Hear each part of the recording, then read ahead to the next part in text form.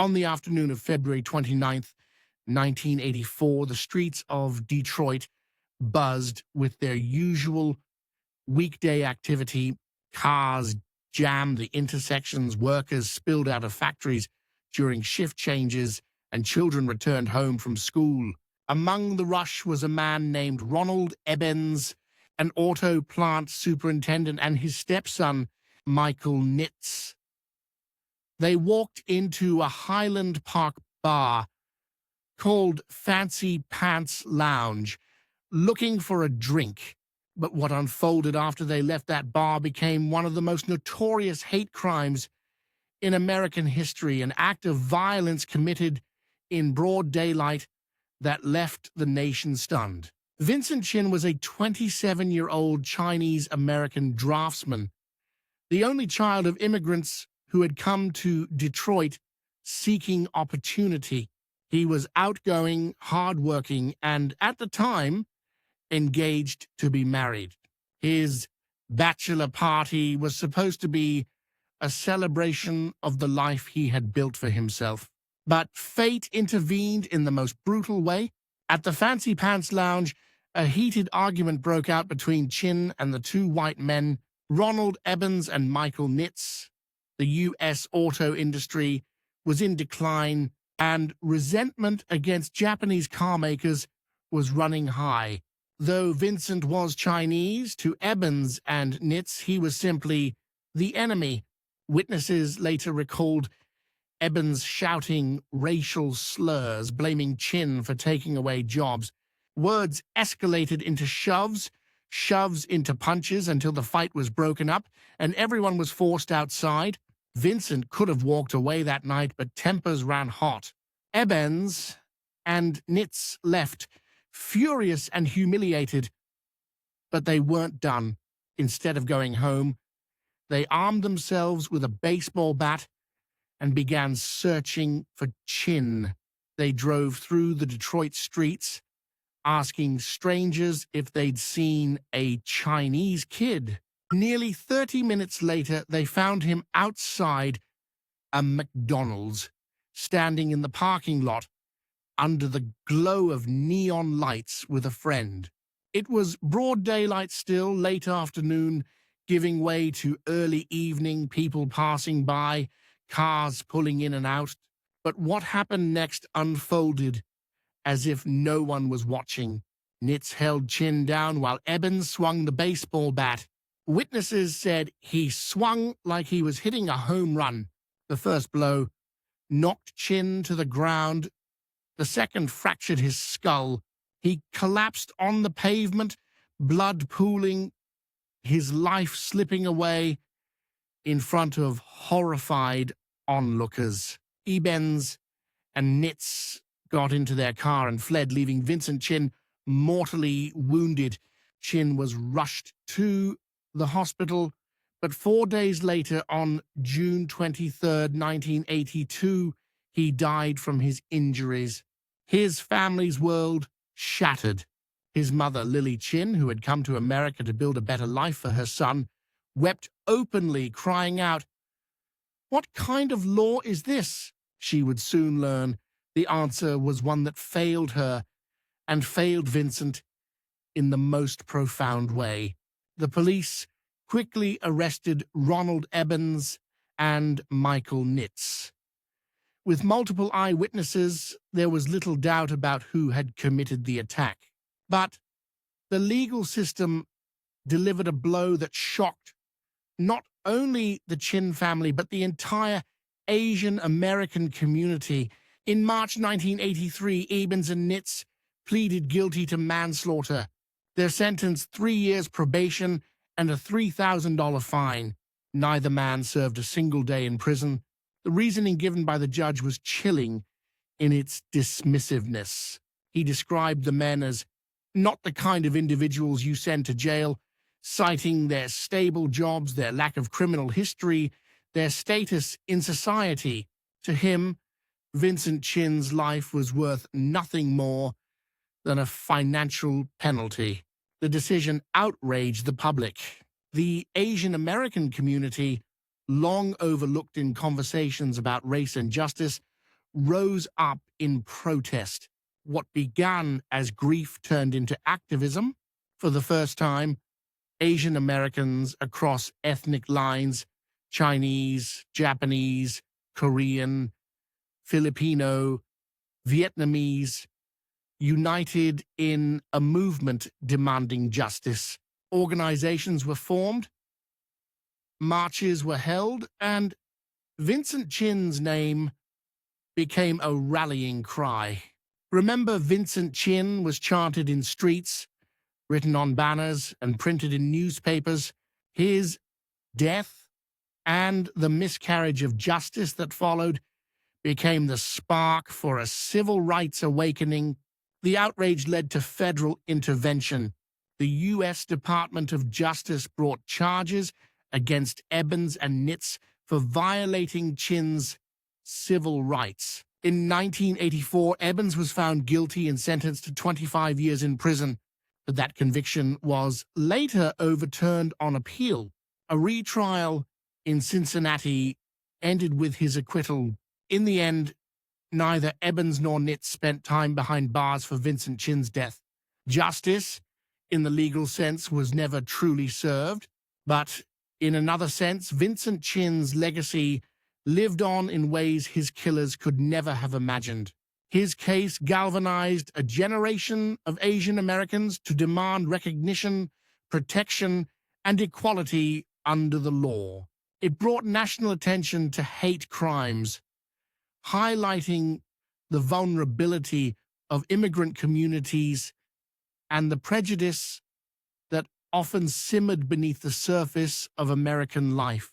For Lily Chin, the pain was unbearable. She had lost her only son, the child she had built her life around. In the years after his death, she became a fierce activist, traveling across the country to tell his story. With every speech, every interview, she kept his memory alive, forcing the public to confront the injustice. Her broken English and raw grief cut through indifference, touching the hearts of those who listened. She lived long enough to see her son's name etched into history, though never to see true justice done. The story of Vincent Chin is a reminder that daylight offers no immunity from violence. He was not walking through an alley at night. He was not in hiding or secrecy. He was in a McDonald's parking lot, a place as ordinary as any, with cars and families around. Yet hatred found him there in the open, in front of witnesses, with no attempt at concealment. And perhaps that is what makes it so chilling. A man was beaten to death in public view, and still the system allowed his killers to go free. His case remains a touchstone in American history, taught in universities, remembered in documentaries, invoked whenever hate crimes rise. Each retelling forces the question, how could such a crime happen, and how could the law respond with so little? It is a question that still echoes today in every community where prejudice turns to violence. For those who remember that February day in Detroit, the image lingers. Vincent Chin crumpled on the pavement, the sound of a baseball bat cracking against bone, the indifference of bystanders unsure what to do, and the flashing lights of police cars arriving too late. His life ended not in darkness, but under the unforgiving brightness of daylight, with his dreams of marriage and family stolen forever. Vincent Chin's story endures because it was never just about one man. It was about a community discovering its voice, about America confronting its blind spots, about the fragility of justice when prejudice seeps into the cracks, and it is about the haunting realization that crimes of hate often happen in the open, where the light of day should have kept us safe. March 18th, 2018, Sacramento, California. The sun had just set, leaving the sky painted in the faint orange and purple of twilight, but the air was still clear. the streets still filled with neighbors stepping outside, children playing, and families preparing for dinner. In the backyard of his grandmother's home, 22-year-old Stefon Clark held nothing more than a cell phone.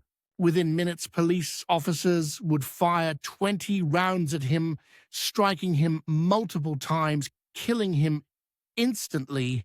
The shooting, carried out in the open air of his own neighborhood, would ignite national outrage, protests, and renewed debates about race, policing, and justice in America. Stefon Clark was a young father of two, a son, a grandson. Friends described him as playful, funny, sometimes restless, but deeply loved by his family. His grandmother, who often cared for him and his children, had offered her home as a refuge when life grew difficult. On that March evening, Stefon stood in her backyard, a place that should have been safe. He was unarmed, carrying only his phone. Yet in the eyes of responding officers, he was seen as a threat. Earlier that night, a 911 call had reported someone breaking car windows in the Meadowview neighborhood. Helicopters circled above, spotlights sweeping across yards and rooftops. Officers on the ground, tense and alert, responded to the area. Stefon happened to be outside, moving between houses when the helicopter spotted him. Police radio chatter crackled with urgency. He's got something in his hands. The assumption that an object in his hand must be a weapon would seal his fate. Two officers, Terence Mercadal and Jared Robinet, entered the yard where Stefon stood. They shouted commands, their flashlights cutting through the darkness. "Show me your hands." "Drop it!" they yelled. But to Stefon, who held a phone, the words and lights were chaos. Within seconds, the officers opened fire. 20 shots echoed through the neighborhood. Neighbors ducked, children screamed, and in the sudden silence after, Stefon lay dying on the ground. The crime scene was his grandmother's backyard. The witness, his family, who heard the shots from inside the house but were too afraid to run outside. For them, the nightmare unfolded not in secret, but in the bright glare of spotlights, with police cars lining the street and cameras already rolling from overhead helicopters. When the shooting stopped, officers advanced cautiously. They handcuffed Stefon's lifeless body before checking for a pulse. The cell phone lay beside him. No gun, no knife, no weapon of any kind. The reality set in. A young man had been shot dead in his own yard, in full view over a case of the mistaken identity and split-second fear. News of the shooting spread quickly. Body camera footage and helicopter video were released days later showing the fatal encounter. The images of Stefon falling under a barrage of bullets enraged the community. Protests erupted across Sacramento with marchers blocking freeways, shutting down NBA games and chanting his name, Stefon Clark. His face appeared on posters, murals, and news broadcasts. To many, he became a symbol of systemic injustice, another name in a devastating pattern of young black men killed by police. The investigation that followed was contentious. California's Attorney General reviewed the case, examining whether the officers' actions were legally justified. They argued they had believed Stefon posed a threat, that they thought the object in his hand was a gun. Prosecutors ultimately declined to file charges. The decision devastated his family and fueled further protests. To them, it was a betrayal. Proof that even when the evidence was clear, when no weapon existed, accountability remained elusive.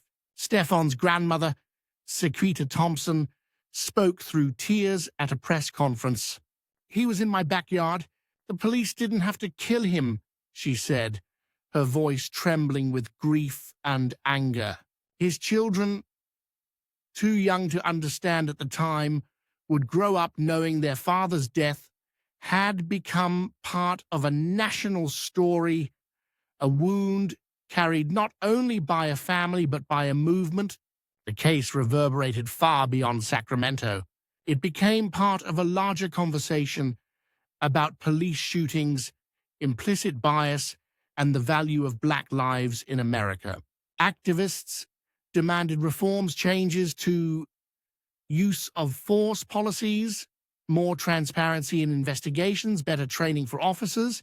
The phrase "unarmed Black man shot by police" had become heartbreakingly familiar, and Stefon Clark's name was added to a long, tragic list.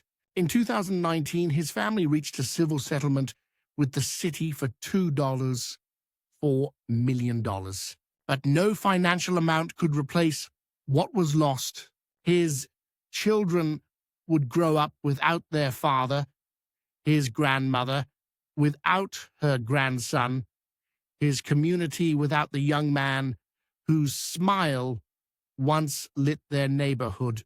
Reflection on Stefon's death circles back to the setting, broad daylight slipping into dusk, the familiarity of a backyard, the ordinary sound of helicopters overhead. There was no hidden alleyway, no midnight chase. It was the space where children played, where laundry dried on the line, where family meals were shared. It was supposed to be safe, and yet it became the place where bullets tore a young man's life apart. What makes the case of Stefon Clark haunting is not only the violence itself, but the immediacy of its visibility. The shooting was captured on camera, broadcast to millions, dissected frame by frame. Unlike so many crimes hidden in shadows, this one unfolded in the open, with the whole world watching afterward. And still, justice, as the family defined it, never came. Today, murals of Stefon can be found in Sacramento, his face painted against walls, his name carried in marches. For his children, those images will be reminders of both who their father was and how his life ended. For the nation, his story is one more call to confront the uncomfortable truth. Daylight offers no protection when fear, prejudice, and power collide. It was August 1st, 1966, a day that began with the heat of a Texas summer pressing down on the city of Austin. Students at the University of Texas milled about the campus, some heading to classes, others seeking shade near the fountains or inside the air-conditioned halls. The tower, the 27-story tall landmark rising above the campus, stood silent as it had for decades. But by noon, it would become the stage for one of the most terrifying crimes in American history, one that unfolded under the bright midday sun, leaving dozens dead or wounded in full view of the public. Charles Whitman was a former Marine, a student at the university, and on that morning, a man carrying a hidden arsenal. Earlier that day, before the sun reached its peak, Whitman had murdered his mother and his wife in separate calculated acts. He wrote notes attempting to explain his state of mind, referencing headaches, confusion, and violent impulses he claimed he could no longer control. But explanations would do little for what was about to happen. By late morning, Whitman loaded rifles, a shotgun, pistols, ammunition, and food supplies into a footlocker. Dressed neatly, he wheeled it into the main building of the university. No one suspected what was inside. Calmly, he took an elevator to the 27th floor and climbed the last flight of stairs to the observation deck of the tower. From there, the campus stretched out beneath him like a living map, and then, without hesitation, he began to shoot. The first bullet struck people on the ground below. A pregnant student, Claire Wilson, walking with her boyfriend across the plaza, was hit in the stomach. Her boyfriend, Thomas Ekman, was killed instantly as he tried to shield her. Claire fell to the ground, bleeding and unable to move, the summer sun bearing down on her. Other students rushed to help but were pinned down by gunfire. For more than an hour, she lay exposed, her cries audible to those who couldn't reach her. Whitman's position gave him a chilling advantage. From high above, he had clear sight lines across the campus and beyond, targeting anyone who moved. Students, faculty, delivery drivers, even a man riding his bicycle became targets. Panic spread as gunfire echoed across the university. People dropped flat on the scorching concrete, crawling to cover wherever they could find it. Radios buzzed with frantic calls, but in 1966, police response to such an event was uncharted territory. The crime unfolded in real time for the city. People driving near the campus heard shots and at first thought it was construction noise until they saw bodies sprawled in open spaces. News crews rushed to the scene. A local TV station broadcast live updates. Citizens armed themselves with rifles and returned fire from the ground, desperate to stop the gunman. The plaza outside the tower became a battlefield in broad daylight, with the world watching in horror.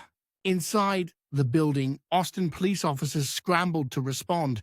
Among them were Officer Ramiro Martinez and Officer Houston McCoy, who would later become central figures in ending the siege. The climb to the tower deck was perilous. Whitman had barricaded the entrance, killing several people on his way up. Every hallway was a trap, every corner a potential final step. Yet the officers, joined by armed civilians, pushed forward. As the standoff continued, the list of victims grew. Parents listened to radios, fearing for their children. The heat intensified, and the cries of the wounded mixed with the sharp cracks of gunfire. One by one, victims bled on the campus lawn, their bodies visible to anyone passing by. The horror was not hidden, not contained behind closed doors. It was there, in the open, in the heart of a university that had once stood for learning and safety. Finally, Martinez and McCoy reached the top. With the help of civilian Alan Crum, they confronted Whitman on the observation deck. In a matter of seconds, the long nightmare came to a violent end. Whitman was shot and killed, slumping near his rifles. The shooting had lasted 96 minutes. By the time it was over, 16 people were dead and more than 30 were wounded. The aftermath of the tower shooting was as visible as the crime itself. Pools of blood stained the plaza. Victims remained where they fell until police and medics could safely reach them. News photographers captured haunting images that appeared in newspapers across the country the very next morning. America, in many ways, had just witnessed one of the first modern mass shootings. Investigations into Whitman's motives revealed troubling details. He had complained for months about blinding headaches and violent urges. An autopsy found a brain tumor pressing against regions associated with aggression. Some argued it may have influenced his actions, though whether it caused them outright remained debated. His background as a Marine sharpshooter only added to the chilling efficiency of his attack. For survivors, the trauma lasted a lifetime. Claire Wilson survived, though she lost her unborn child and carried scars, both physical and emotional, forever. Families of the dead mourned openly, their grief spilling into the public record. The university community struggled to reconcile how a place of scholarship had become the site of mass slaughter. The reflection that lingers on the 1966 tower shooting is twofold. First, it revealed how vulnerable the public truly was, even in open, bustling spaces under the midday sun. Second, it forced the nation to confront a new kind of crime, one not hidden in alleys or carried out in secret, but staged deliberately in the center of everyday life, visible to all. In the years since, the University of Texas has built memorials to honor those who died.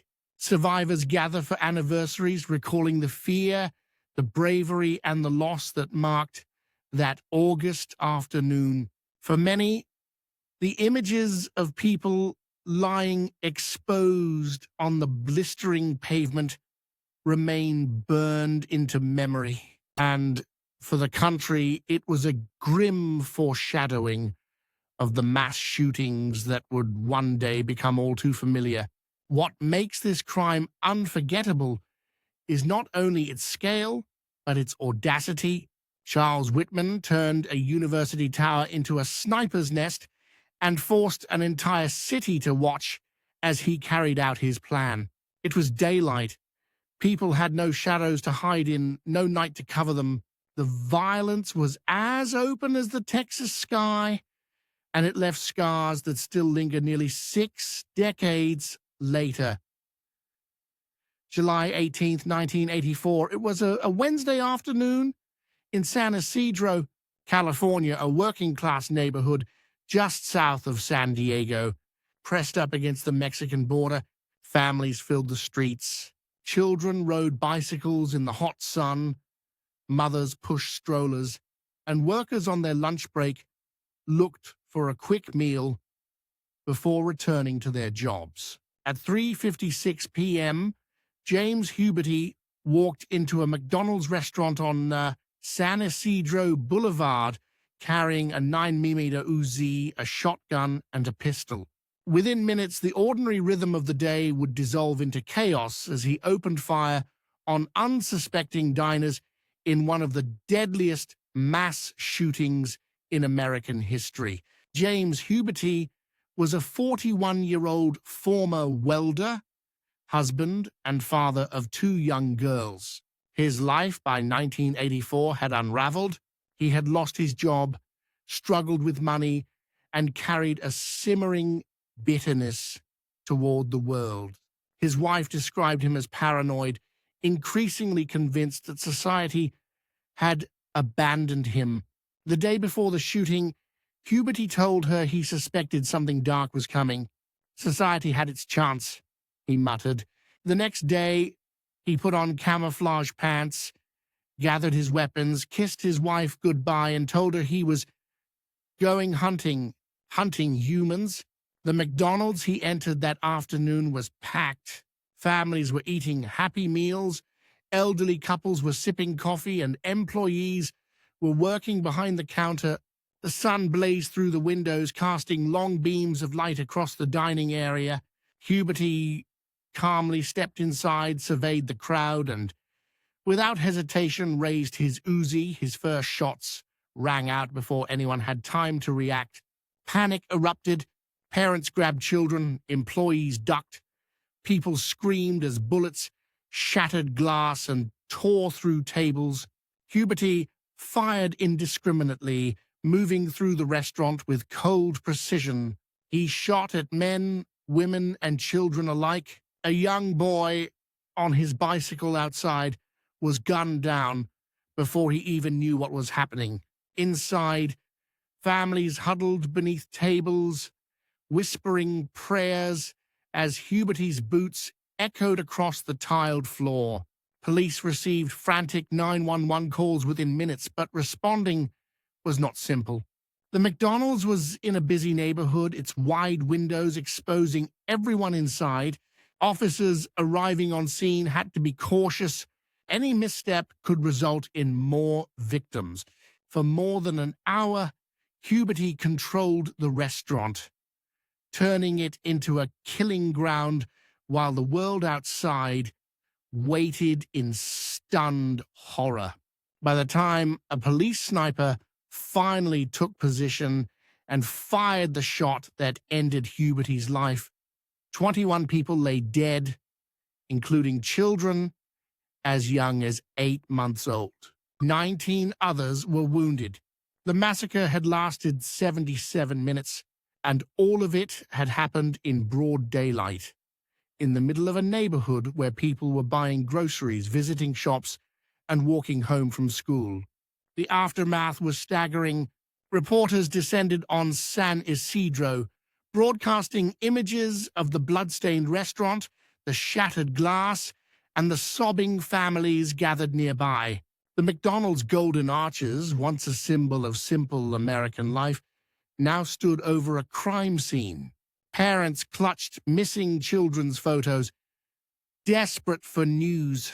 Survivors were carried out on stretchers, their faces pale with shock. Investigators pieced together the sequence of events and Huberty's life leading up to that day.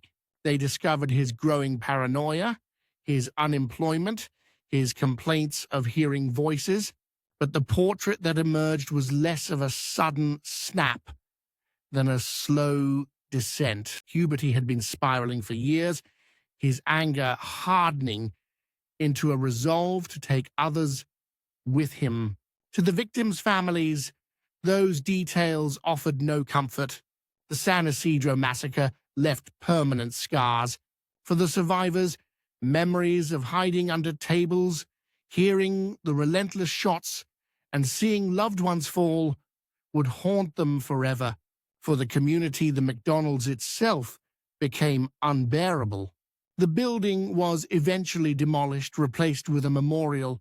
Names of the victims were etched into plaques, and every anniversary brought quiet ceremonies of remembrance. Nationally, the shooting forced Americans to grapple with a new kind of violence. Random public mass shootings were rare at the time. The idea that someone could walk into a family restaurant in broad daylight and slaughter dozens of innocent people shattered a sense of safety that many had taken for granted. In the decades that followed, San Ysidro would be remembered as one of the first mass shootings to shock the modern consciousness. The reflection that lingers is the ordinariness of the day. There was no warning, no time to prepare. The victims were parents, children, workers, people eating burgers, drinking sodas, laughing at small jokes. The sun was shining. The traffic outside was steady. The world looked normal. And then, with the swing of a glass door, that normalcy vanished. Huberty's rampage exposed the terrifying truth that violence can erupt anywhere, even in the most familiar spaces. Broad daylight provided no safety. In fact, it ensured that more people were there to witness, to suffer, to remember. Today, when people recall San Ysidro, they remember not only the horror, but also the bravery, those who shielded children, who guided strangers to safety, who whispered comfort in the final moments of others' lives. But the tragedy is unavoidable.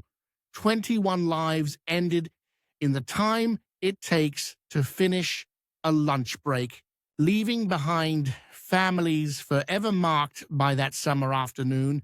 It was October the 2nd, 2006, when the rolling farmland of Lancaster County, Pennsylvania, became the backdrop for one of the most shocking and heartbreaking crimes ever committed in broad daylight. The village of Nickel Mines was small, quiet, and deeply rooted in the traditions of the Amish community.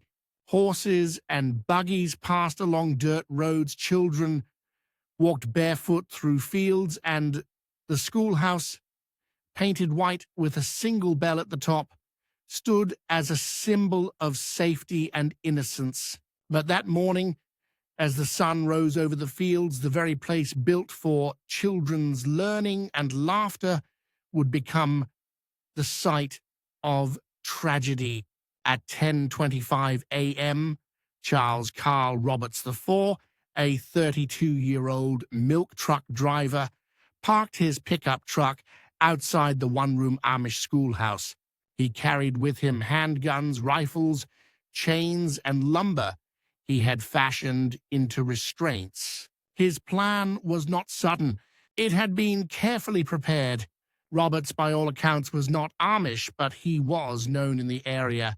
He delivered milk to local farms, exchanged pleasantries with families, and appeared outwardly ordinary. But beneath that exterior, he carried deep psychological pain, anger, and fantasies of revenge for grievances he claimed were decades old. Roberts entered the schoolhouse calmly at first, speaking with the teacher and the children. But soon his demeanor shifted. He ordered the boys and the adults to leave, sparing only the young girls inside. 10 girls, ranging from 6 to 13 years old, were lined up at the front of the room. The sun streamed through the schoolhouse windows, casting bright rectangles of light across the wooden floor, illuminating the horror that was about to unfold. The teacher, along with the boys and others who escaped, ran for help. Amish farmers sprinted across fields, their black hats flying off in the wind, desperate to summon police. Within minutes, law enforcement arrived. The white schoolhouse was now surrounded by flashing lights, heavily armed officers, and news crews broadcasting the unfolding crisis live. Inside, Roberts began to barricade the doors with lumber, nailing boards to trap himself and the children inside. The sound of hammering echoed against the quiet fields, an eerie contrast to the birdsong outside. The girls huddled together, whispering prayers, holding hands. Roberts told them he was angry at God, that he wanted to punish them as a way of settling scores he claimed to have with life itself. For nearly an hour, the standoff dragged on. Police negotiators tried to communicate, urging Roberts to surrender, but he grew increasingly agitated. At 11:07 a.m., without warning, Roberts opened fire on the 10 girls. Shots rang out across the farmland, carried on the crisp autumn air. Then Roberts turned the gun on himself, ending his life inside the schoolhouse. When officers finally breached the barricades, the scene inside was unspeakable. 5 of the girls lay dead, the others critically wounded. Their small bodies, dressed in plain Amish clothing, were surrounded by overturned desks and scattered school books. Outside, Amish families stood silently, many weeping, others gripping each other's hands. The violence had erupted in the most visible, public way possible, in a schoolhouse at the heart of their community in the bright light of morning. News of the shooting spread rapidly. Reporters flooded the area, broadcasting images of horse-drawn buggies parked beside police cruisers. For many Americans, the Amish were seen as a peaceful, almost untouched community, insulated from modern society. The idea that violence could pierce even their world was deeply unsettling, but the aftermath of the nickel mines tragedy took a turn that surprised the nation. Within hours of the shooting, Amish families visited the home of Charles Roberts's widow. They offered her forgiveness, telling her they bore no anger toward her or her children. At Roberts's funeral, dozens of Amish men and women stood alongside his family, mourning not only their own children, but also the man who had killed them. Their response was not one of vengeance, but of mercy rooted in their faith's teachings. For the families of the victims, grief remained profound. Tiny coffins were carried by horse-drawn buggies to burial sites on rolling hills, while communities gathered in silence. Survivors who were wounded carried both physical and emotional scars for the rest of their lives. The image of the schoolhouse, once a place of learning, became unbearable for many. It was later torn down, replaced with a quiet pasture, as if the land itself needed healing. The crime raised haunting questions. Why would a man target innocent children? What rage or despair could drive such cruelty?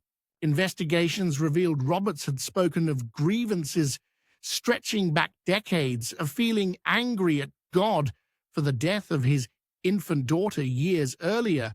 He had kept journals describing dark thoughts and suicidal ideation, but the explanations could never justify the horror.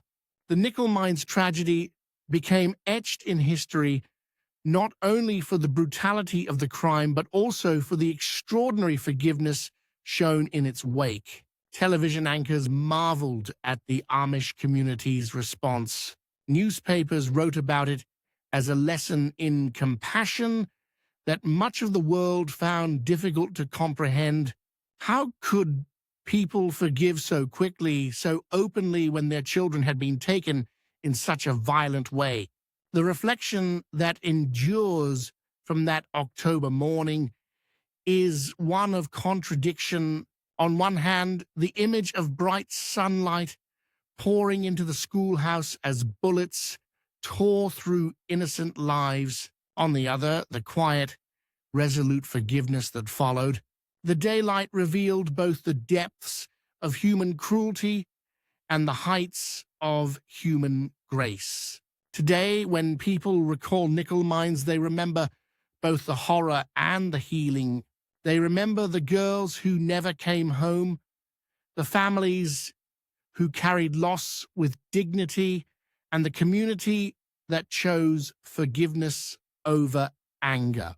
They remember how the most ordinary of places, a one-room schoolhouse, became the stage for extraordinary tragedy.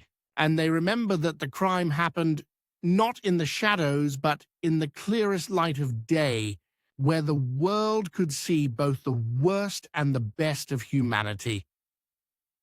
July 22nd, 2011, it was a warm summer afternoon in Norway, a country often described as one of the safest in the world.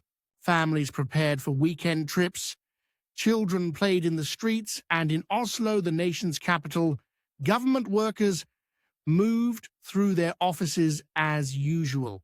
But at 3:25 p.m., a massive explosion ripped through the city's government quarter. Windows shattered, buildings crumbled, smoke and dust filled the air. 8 people were killed instantly, hundreds were injured, and the heart of Oslo was thrown into chaos. The blast, caused by a car bomb hidden in a van, was only the beginning.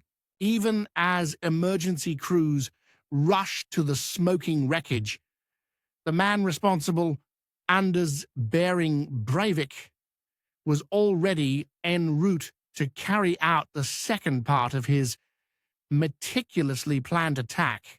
Breivik, dressed in a police uniform, drove to the island of Utøya, about 25 miles from Oslo. The island was hosting a summer camp for the Labour Party's youth wing, a gathering of teenagers and young adults involved in politics. The camp was lively, filled with speeches, swimming, music, and the chatter of friends enjoying the long daylight hours of July. By early evening, the sun still hung high over the water, casting bright reflections across the lake. It was in that idyllic setting that Breivik arrived. At 5:22 p.m., he boarded the ferry to Utoya, presenting himself as a police officer there to ensure safety after the bombing in Oslo. Camp organizers, already worried about the earlier explosion, let him through. Minutes later, as he stepped onto the island, he pulled out his weapons and opened fire. The first victims fell near the main meeting area. Panic spread instantly. Dozens of teenagers ran across the open field, screaming as bullets whizzed past. Some dove into the cold water of the lake, trying to swim to safety. Others hid behind trees, under rocks, or inside cabins. The island, small and exposed, offered little protection. The gunfire echoed across the water, heard by residents on the mainland who could do nothing but call for help for more than an hour. Breivik moved across the island, methodically hunting down victims. Survivors later described how he walked calmly, reloading with precision, calling out to children that he was there to help before shooting them. By the time police finally arrived and arrested him without resistance, 69 people were dead, most of them teenagers. The daylight made everything visible. Survivors recalled lying on the ground, pretending to be dead while watching the sun glint off the water and hearing their friends' cries. The horror unfolded in a place meant for hope and camaraderie under skies so clear it seemed impossible that such violence could exist. Parents who had sent their children to the camp for a week of learning and fun now waited on the mainland, staring at the shoreline as boats carried bodies back. The aftermath stunned the world. Norway, known for its peace and stability, had suffered the deadliest attack in its modern history. Vigils were held across the country, with roses becoming the symbol of mourning and solidarity. Tens of thousands gathered in Oslo, filling the streets with flowers and candles. The grief was overwhelming, but so was the unity. Norwegians vowed not to let hate define their society.